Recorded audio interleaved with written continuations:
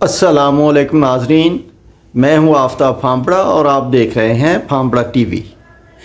आज मैं मुल्क की सिक्योरिटी के हवाले से बात करूंगा जो बड़ी इम्पॉर्टेंट है, जिसका हम अमूमन ख्याल नहीं रखते या हमारे पॉलिटिशियंस जो हैं इन बातों का ख्याल नहीं रखते। उनके पेश नज़र सिक्योरिटी के हवाले से ये इम्पॉर्टेंट नहीं होती, उनके लिए पॉइंट स्कोरिंग ज़्यादा अहम होती है। मैं इन जनरल बात कर रहा हूँ, सभी के लिए नहीं। बाज़ अच्छे पॉलिटिशियंस हैं जो पाकिस्तान के पढ़े लिखे भी हैं और पाकिस्तान के हवाले से वो कुछ अच्छा भी करना चाहते हैं। मुल्क की जो सिक्योरिटी है वो 6 शोबों के साथ जुड़ी हुई है।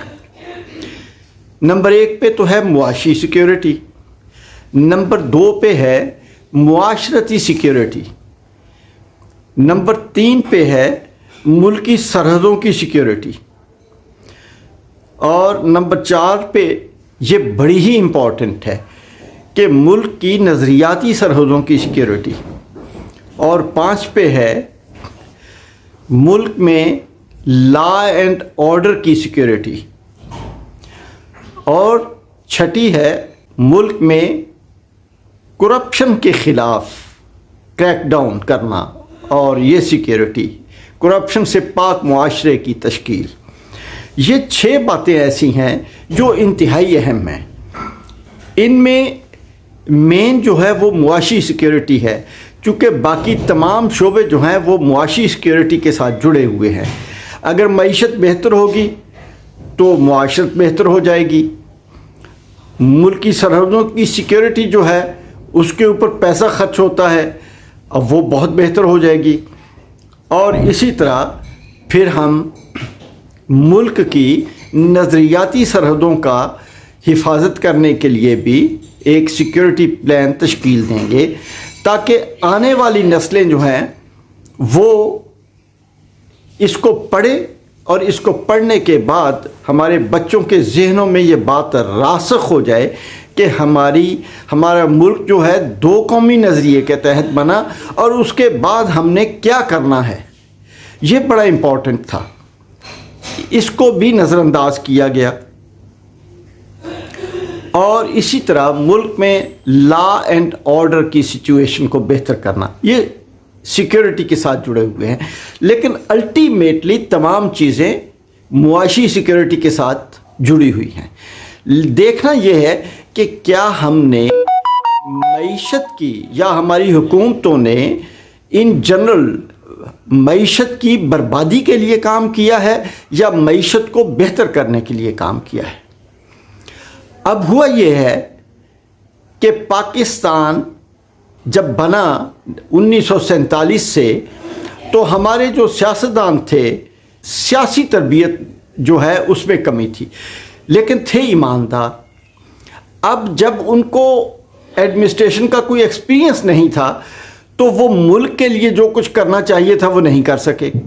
ईमानदार थे, बददियानती नहीं की उन्होंने, लेकिन वो मुल्क के लिए मसाइल छोड़ के चले गए।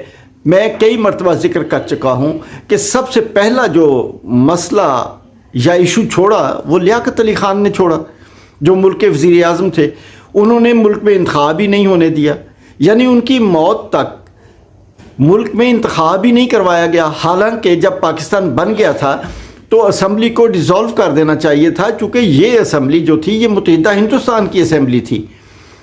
उसके बाद उन्हें यहाँ पे इंतखाबात करवाने चाहिए थे, और करवा के नया मैंडेट लेके नए मेंबरान या वही मेंबरान री इलेक्ट हो जाते, वो आ जाते, वो एक जायज़ असम्बली होती। लेकिन लियाकत अली ख़ान ने यह काम भी नहीं होने दिया। उनके बाद अयूब खान आए। उस दौर में भी पाकिस्तान ने बहुत बड़े बड़े संगे मील अबूर किए, बड़ी तरक्की की। मुल्क में इंशाअल्लाह मंसूबे का आगाज़ किया गया और पाकिस्तान ने यकीनन बड़ी तरक्की की। पाकिस्तान हर शोबे में फला फूला।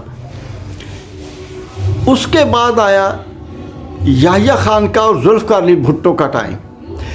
जुल्फ़िकार अली भुट्टो का टाइम भी बेहतर था, लेकिन जब पाकिस्तान में जुल्फ़िकार अली भुट्टो के ख़िलाफ़ मार्शल लॉ लगा تو اس مارشل لاء کی بنا پہ ضیاء الحق برسر اقتدار آیا اور اسے اپنے اقتدار کو طول دینے کے لیے ضرورت تھی، اس چیز کی ضرورت تھی کہ لوگوں کو ساتھ ملایا جائے، اور ملانے کے بعد پاکستان میں لوگوں کو پھر خریدا گیا، ایم این ایز کو خریدا گیا، ممبران پنجاب اسمبلی یا اور اسمبلیوں کے ممبران کو خریدا گیا، اور یہ ساری خرید کرنے کے بعد ایک نیا خرید و فروخت کا بازار پاکستان میں لگ گیا۔ اور نواز شریف اور شہباز شریف یہ دونوں بھی اسی دور کی پیداوار ہیں جب جنرل جیلانی پنجاب کے گورنر تھے۔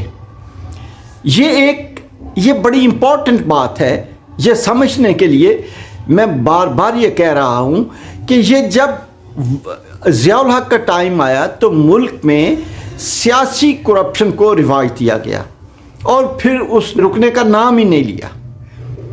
یہ اس وقت کا بویا ہوا بیج ہے جو آج بہت مضبوط درخت بن گیا ہے۔ پھر کیا ہوا کہ اس کے بعد جب یہ نواز شریف کا دور شروع ہوا اور زرداری کا، اور ان دونوں نے بار بار حکومتیں تبدیل کیں اور لوگوں کو بیوقوف بنایا، اور انہوں نے ملک میں کرپشن کو عام کیا، بلکہ کرپشن کو جرم ہی نہیں سمجھا، اور ان دونوں نے ملک کو لوٹا دونوں ہاتھوں سے، اور انہوں نے اپنی دولت میں بے پناہ اضافہ کر لیا، جس کے بلبوتے پر یہ وہی جو خرید و فروخت کا بازار تھا انہوں نے آج تک گرم رکھا۔ اس وجہ سے پاکستان ترقی نہیں کر سکا۔ یہ اب چونکہ ایک ایسا بندہ آ گیا جو ایماندار ہے، جو پاکستان میں کام کرنا چاہتا ہے، جس کا نام عمران خان ہے، تو یہ سارے کی ساری جو پرانی پولیٹیکل قیادت تھی وہ اس کے خلاف ہو گئی، اور انہوں نے کہا کہ یہ تیسرا بندہ کہاں سے آ گیا۔ اس نے بار بار اپنی تقریروں کے ذریعے عوام کے ذہنوں میں یہ بات بٹھا دی کہ کرپشن جو ہے جب تک یہ ختم نہیں کریں گے ملک ترقی نہیں کرے گا۔ اب عوام کو سمجھ آ گئی کہ اس وقت تک ملک ترقی نہیں کرے گا جب تک کرپشن کو ختم نہ کریں گے، اس لیے عوام اٹھ کے کھڑے ہو گئے اور عمران خان کے کندھے کے ساتھ کندھا ملا لیا۔ اب جو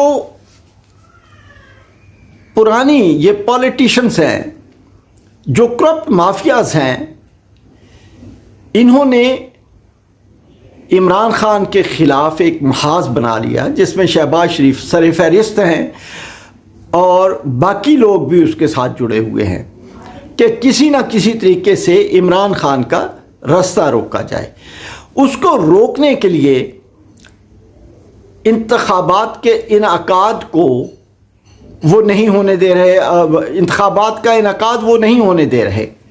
عمران خان نے اپنی 2 اسمبلیاں توڑ دیں، کے پی کی اور پنجاب کی اسمبلی ڈیزالو کر دی تاکہ دوبارہ الیکشن میں جایا جائے اور فریش مینڈیٹ لیا جائے۔ حالانکہ یہاں ان دونوں اسمبلیوں میں عمران خان کی پارٹی کی ہی گورنمنٹ تھی، لیکن اس نے پھر بھی ڈیزالو کی، اور جو مرکزی گورنمنٹ ہے شہباز کی، وہ یہ صوبائی اسمبلیوں کے انتخابات بھی نہیں ہونے دے رہی، اور کبھی انہوں نے عمران خان کے خلاف ایک محاذ بنایا ہوا ہے، کبھی سوشل میڈیا پہ، کبھی کس طرح، کبھی فزیکل اٹیک، یا یہ ساری چیزیں عمران کے خلاف ہو رہی ہیں۔ اب سوچنے والی بات یہ ہے کہ کیا پاکستان کے لیے مسئلہ عمران خان ہے یا یہ حکومت ہے؟ یہ سوچنے والی بات ہے، اور یہ عوام نے سوچنا ہے کہ ان دونوں میں مسئلہ کیا ہے۔ اگر عمران خان حق پہ ہے تو دوسرے غلط راستے پہ ہیں۔ یہ عوام نے سوچنا ہے، عوام نے دیکھنا ہے۔ اس کے ساتھ ہی میں اجازت چاہوں گا چودھری رحمت علی کا، قائد اعظم رحمۃ اللہ علیہ کا، اور علامہ اقبال کا۔ پاکستان زندہ باد۔